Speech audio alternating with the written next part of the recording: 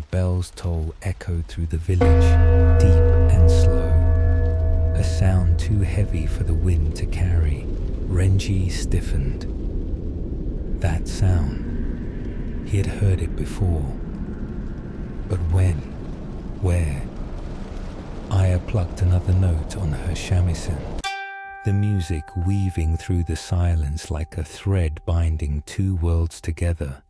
You recognize it, she said, though it wasn't a question. Renji exhaled. I don't know why. Aya tilted her head slightly. Memories don't vanish, Renji. They hide. And when the time is right, she strummed her shamisen again. They return. The bell tolled once more. Renji turned his gaze toward the mist that curled at the edge of the village. The sound was coming from beyond the lantern-lit streets, past the forgotten alleys, toward the shrine on the hill, and deep within his chest, something pulled him forward. The shrine of the forgotten Kagetsu Village had many temples, but only one shrine stood in complete ruin. It lay at the top of a hill, past the old Torii gate, where the forest swallowed the world in shadows. The path leading up was steep, the wooden steps cracked and covered in vines. Renji had never been there before, and yet he knew exactly how many steps led to the top. Aya followed beside him, her footsteps quiet. This place is important to you. Renji swallowed, gripping his umbrella tighter. The shrine emerged from the mist. It was broken. The wooden beams had long since rotted, the once bright red paint peeled away by time. The paper lantern swayed, though there was no wind.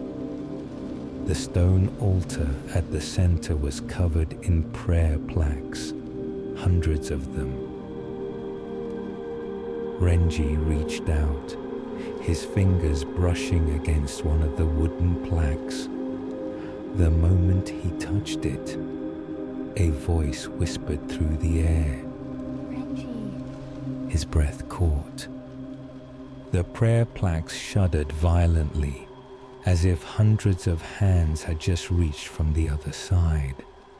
The wind howled.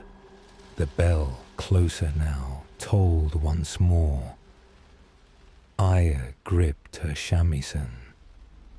We are not alone. Renji turned sharply.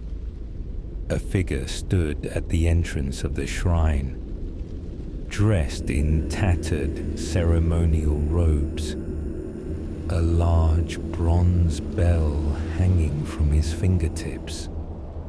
His face was calm, unreadable, but the moment Renji saw him, his heart pounded, because he had seen him before. The figure stepped forward, his movement slow, deliberate.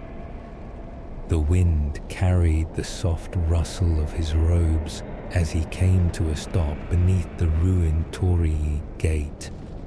He watched Renji with a gaze that was too knowing. You should not have remembered. The word sent a chill through Renji's spine.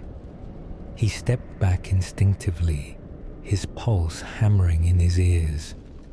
Aya tightened her grip on her shamisen.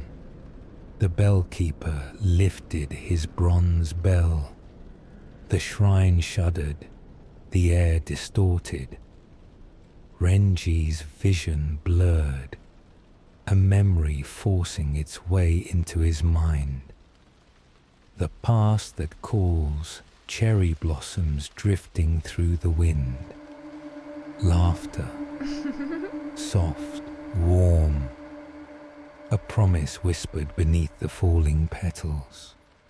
Promise me, Renji.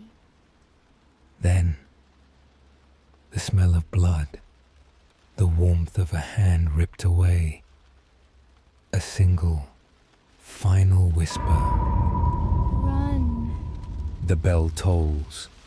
Renji gasped, stumbling forward, his knees nearly buckling beneath him. Aya steadied him with a hand. His breath was ragged. The Bellkeeper simply watched. His voice was calm. The dead should not seek the truth. Renji gritted his teeth. The dead. Did he mean Renji? No, that wasn't right. The Bellkeeper tilted his head slightly. You have begun to remember. He lifted the bell higher. The shrine groaned. The lanterns flickered wildly. Renji moved instinctively, gripping his umbrella.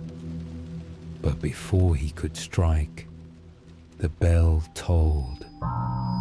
The sound was not natural. It did not ring through the air. It rang through his mind. And in an instant, the world fractured.